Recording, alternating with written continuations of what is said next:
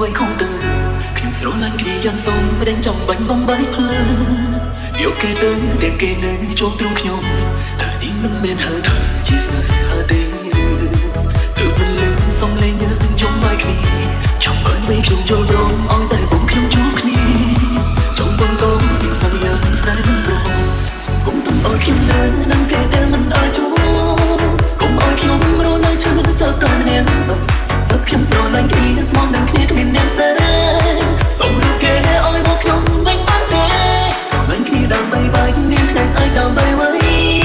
បើថ្ងៃនេះបាត់រូបស្រីពីភ្នែកខ្ញុំហើយសូមលឹងនៅជុំវិញខ្លួនបាត់រូបអូនរហូតហើយមិនព្រមលើឲ្យរស់នៅមានរូបអូន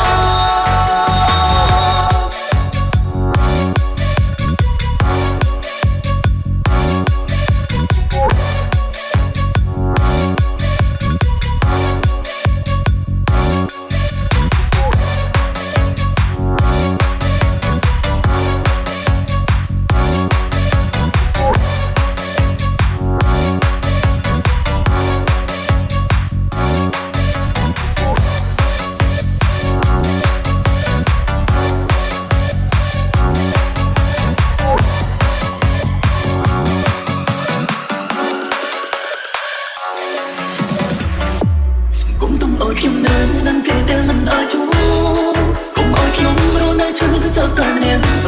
សឹកខ្ញុំស្រឡាញ់គ្នាស្មោះនឹងគ្នាគ្មានអ្នកស្នេហ៍សូមរកគេឲ្យមកខ្ញុំវិញបានទេស្រឡាញ់គ្នាដើម្បីបែកគ្នាថ្ងៃស្អែកដើម្បីអ្វីបើថ្ងៃនេះបាត់រូបស្រីពីភ្នែកខ្ញុំហើយសូមលឹងនៅជុំវិញខ្លួនបាត់រូបអូនរហូតហើយមិនព្រមលើឲ្យរស់នៅមានរូបអូនថ្ងៃនេះខ្ញុំចប់សង្សារនឹងសំបែកខ្ញុំហើយអត់មានរឿងអីទេសុកគឺបែកយកហ្មងគ្រាន់តែខែហ្នឹងសុំបែកហ្នឹងគឺ6ដងហើយលើកហ្នឹង